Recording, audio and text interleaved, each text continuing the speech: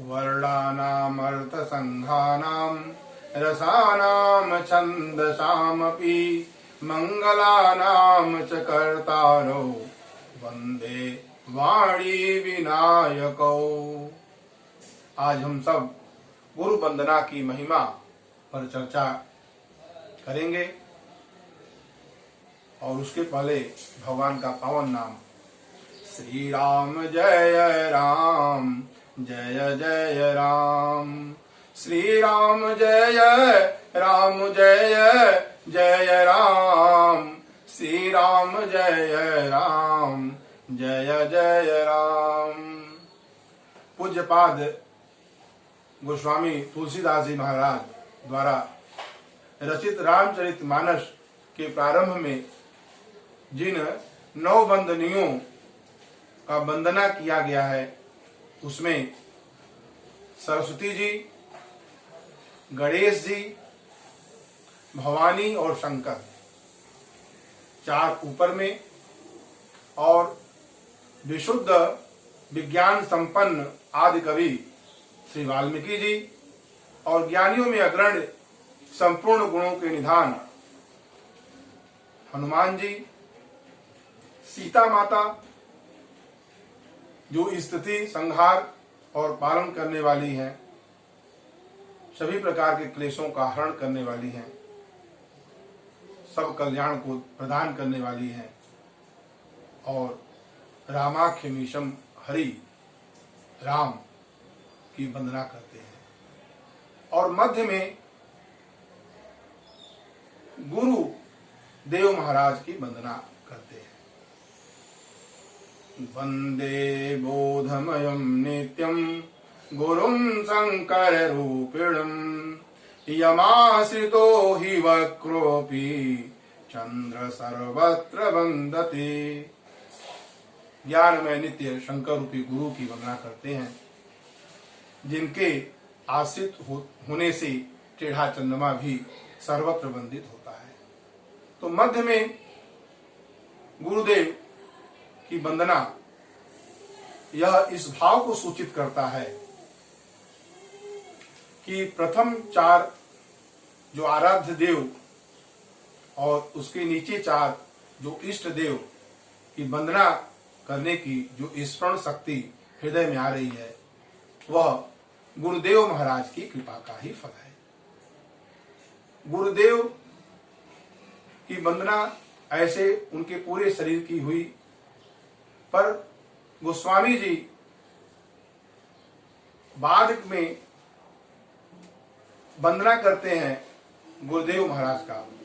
वंदऊ गुरुपद कंज कृपा सिंधु नर रूप हरि महामोह तम पुंज जाशु वचन रवि कर निकर। उनको अनुभूति होता है कि हम गुरुदेव के पूरे शरीर का वंदना न करके हम उनके कमलवत चरण का वंदना करते हैं। बंदो गुरुपद कंद कृपा सिंधु नर रूप हरि।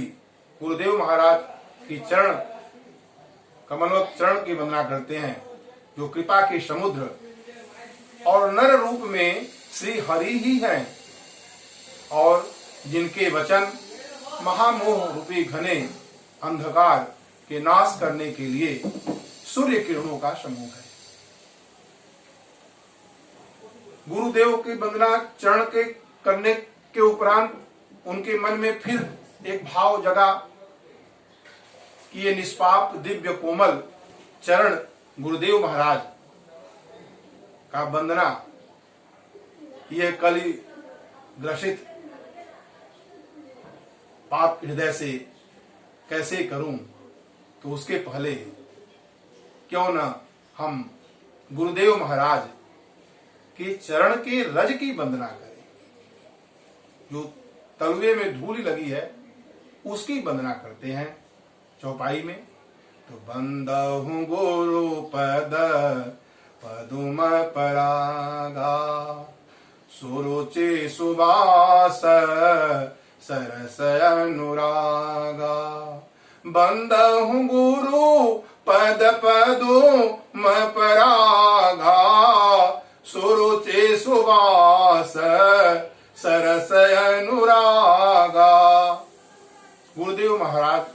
श्री पराग की वंदना करते हैं, जो धूल है उसकी वंदना करते हैं और कहते हैं कि वह सुरुचि, सुंदर स्वाद, सुंदर वास, सुयस और अनुराग, भगवत भक्ति को बढ़ाने वाला है। बंदहु गुरु पद पदुम परागा, सुरुचि सुबास सरस अनुरागा। तो सुरुचि, सुयश, सुंदरवास और भगवत भक्ति को सरस करने वाली है गुरुदेव महाराज की चरण कमल की रज, जो धूल है वह। और यह सुरुचि, सुयश और अनुराग, सरस, ये तीन मुक्ति, भुक्ति और भगवत भक्ति के लिए मुख्य रूप से यह अर्थ स्पष्ट हो रहा है। इसके लिए पूज्यपाद गोस्वामी तुलसीदास जी ने आगे की 3 चौपाइयां इसके अर्थ को और स्पष्ट करने के लिए देते हैं। सुरुचि जो है वो पारमार्थिक, जैसे जब हाजमा शक्ति खराब होती है तो चूर्ण लिया जाता है और चूर्ण लेने के बाद जो है वो सही होता है और फिर कुछ खाने का फिर मन करता है, रुचि बढ़ जाती है खाने के प्रति। ऐसे ही गुरुदेव महाराज की चरण की रज है। उसके लिए कहते हैं गोस्वामी जी, अमीय मोरे मया चूरन चारु, समन सकल भव रोज परिवारु। अमीय मोरी मय चूरन चारु, समन सकल भव रोज परिवारु। यह गुरुदेव महाराज की चरण की रज कैसी है? तो कहते हैं अमीय मूरी मय, ये संजीवनी जड़ी अमृत और संजीवनी बूटी से ओतप्रोत है, जो समन सकल भव रुज परिवार, जो भव है, रोग, काम, क्रोध, लोभ, जो आदि विकार हैं, इस पूरे परिवार को समन करने वाला है, नष्ट करने वाला है गुरुदेव महाराज के चरण की धूली। अमीय मूरी मय चूरन चारु, समन सकल भव रोज परिवारु। दूसरा सुयस, सुंदर वास, सुकृते संभूतना विमल विभूति, मंजोल मंगल मोद प्रसूति। मंजुल मंगल और प्रसूत, जो दूसरा अर्थ है सुयस, तो पुण्य कर्म यह शरीर से होता है। तो सुकृति संभूतन, इसकी उपमा बोलते हैं कि सुकृति संभूतन, जो पुण्य कर्म भगवान शिव के शरीर में है। कहा जाता है कि जब शव को लोग ले जाते हैं तो उस समय राम नाम सत्य है का उच्चारण करते हुए जाते हैं, संस्कार करते हैं। उसमें भगवान शिव सम्मिलित हो जाते हैं। फिर वह जब दाह संस्कार करने के उपरांत जब वापस आते हैं तो वह राम नाम सत्य है कि ध्वनि सुनाई नहीं पड़ती। तो भगवान शिव फिर शमशान में जाते हैं और वो इष्ट संबंधी राग को मानकर वो अपने शरीर पर विभूति आते हैं। तो सुयस पुण्य कर्म जो है वो दूसरे, उसके लिए वो स्वामी जी ने ये रचना किया इस चौपाई का। राम भजत सोई मुकुति गोसाई, अनइच्छित आ वही बरियाई। सगुणोपासक मोक्ष न लेहि। सगुण उपासक जो है मोक्ष की भी कामना नहीं करते हैं, उनको सिर्फ मन में भगवान श्री राम का रूप सदैव दिखता रहे, ऐसे ही अभिलाषा है। तीसरा अर्थ अनुराग को सरस करने वाली है। गुरुदेव महाराज के चरण का रज, तो उसके लिए अगली चौपाई कहते हैं, जन मन मंजो मुकुर मलहरनी, किए तिलक गुण गण बस करनी। जन मन मंजू मुकुर मलहरनी, जो मन रूपी दर्पण के मैल को दूर करने वाली है, गुरुदेव महाराज के चरण का रज। जन मन मंजो मुकुर मलहरनी, निर्मल मन होता है गुरुदेव महाराज के चरण की धूल से, क्योंकि श्रीमुख का वचन है कि निर्मल मन जन सो मोहि पावा, अमोहि कपट छल छेद्र न भावा। जो पय दुष्ट हृदय सोई होई, अमोरे सन मुख आव की सोई। निर्मल मन जब होता है तभी भगवत भक्ति प्राप्त होती है, और उस रज को गुरुदेव महाराज के कमलवत चरण के रज को मस्तक पर लगाने से सभी गुण स्वतः वश में होने लगते हैं, आ जाते हैं। तो इस तरह सुरुचि, सुवास, सुयस और अनुराग भगवत भक्ति को सरस करने वाली, बढ़ाने वाली है यह रज। तो इस तरह से गोस्वामी तुलसीदास जी महाराज जो है सुरुचि, सुवास और सरस अनुरागा, मुक्ति, भुक्ति और भगवत भक्ति। तो चूरन जो है मुख से लेते हैं तो मुख की शुद्धि हुई, वाणी की शुद्धि हुई। पुण्य कर्म जब हम लोग हित के लिए कार्य करते हैं, पुण्य कर्म करते हैं, तो ये काय शरीर से हुआ और मन निर्मल हुआ। तो इस तरह से मनसा वाचा कर्मणा, वाणी शुद्ध करके, शरीर शुद्ध करके और मन शुद्ध होने के उपरांत ये लालसा मन में आया कि अभी गुरुदेव के चरण कमल के किसी एक अंश का वंदना किया जाए, क्योंकि यह रज श्री तो पृथ्वी का अंग है, ये तो गुरुदेव के अंग का संग पाकर महत्ता को प्राप्त हुई। तो उसके लिए गोस्वामी जी अगली चौपाई में गुरुदेव महाराज के चरण कमलवत की सबसे छोटी अंगुली, कनिष्ठा अंगुली की वंदना करते हैं। उग श्री गुरु पद नख मणिगण ज्योति, सुमिरत देव्य दृष्टि होती।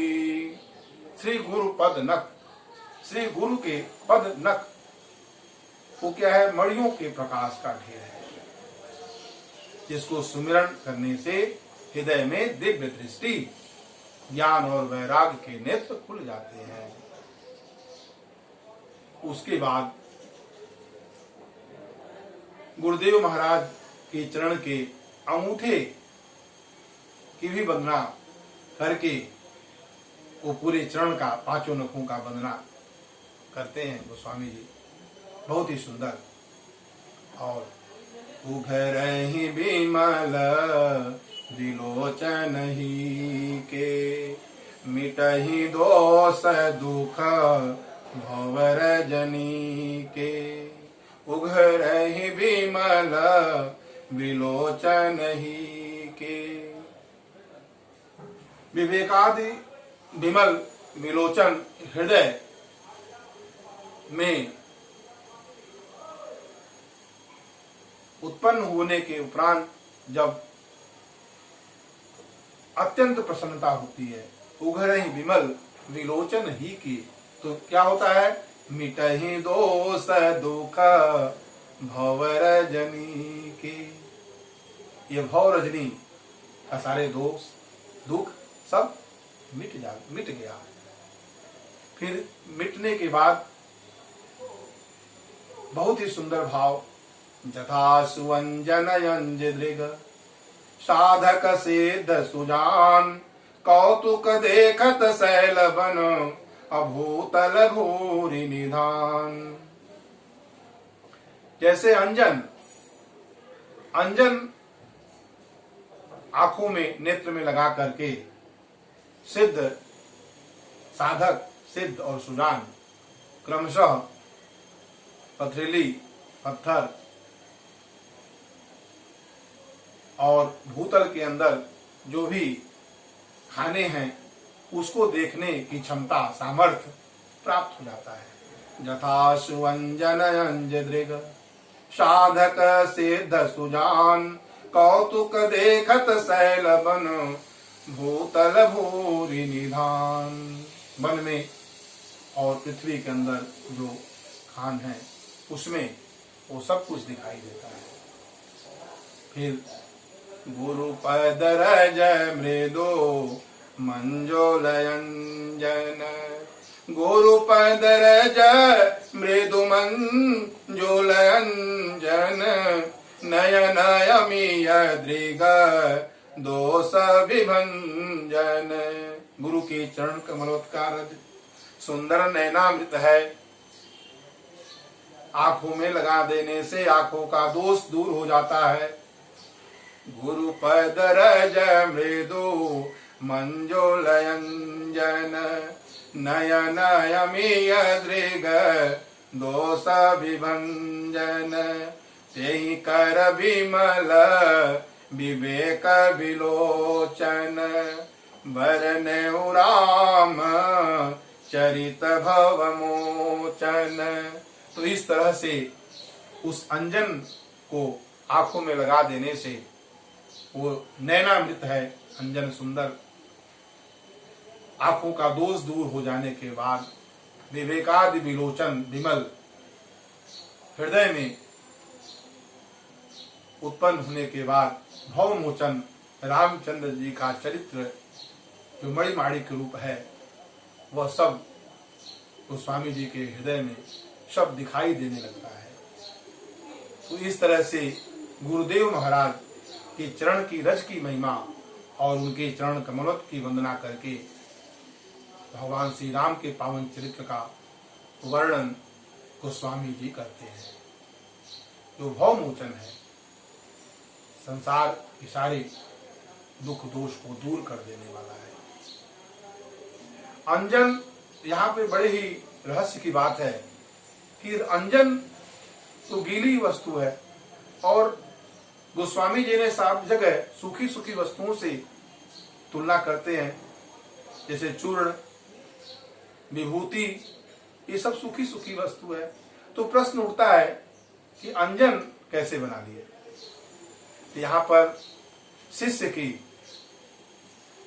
निष्ठा जो है प्रमाणित होती है, क्योंकि जब शिष्य अपने मस्तक, नेत्र, नासिका और अधर आदि से चरण बंधन करते हैं गुरुदेव महाराज का, तो गुरुदेव महाराज का रज की छाप उस पे आती है और भाव विह्वल पुलकांग होकर के प्रेमाश्रु आनंद से आंसू बहने लगते हैं, जिससे वह रज सरस जल और का संयोग होने पर अंजन का रूप हो जाता है और इस तरह से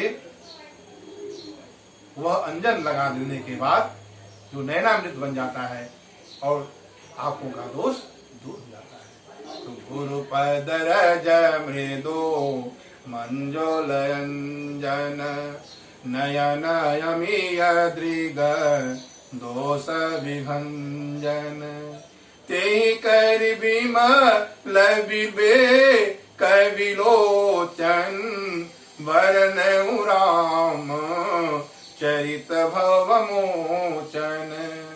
श्री राम जय जय राम, श्री राम जय जय राम, श्री राम जय जय राम, श्री राम जय जय राम। जय हो राजा राम तेरी आरती उतारूं, आरती उतारूं तन मन वारूं। कनक सिंहासन राजत जोरी दशरथ नंदन जनक किशोरी। जुगल छवि को सदा निहारूं। जय हो राजा राम तेरी आरती उतारूं, आरती उतारूं तन मन वारूं।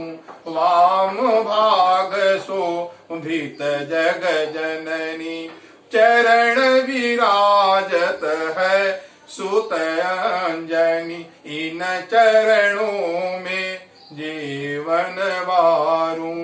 जय हो राजा राम तेरी आरती उतारूं, आरती उतारूं तन मन वारूं। चरणों से निकली गंगा प्यारी पावन करती है दुनिया सारी। इन चरणों को सदा पखारूं। जय हो राजा राम तेरी आरती उतारूं। आरती हनुमत के मन भावै राम कथा नित शिव जी गावै।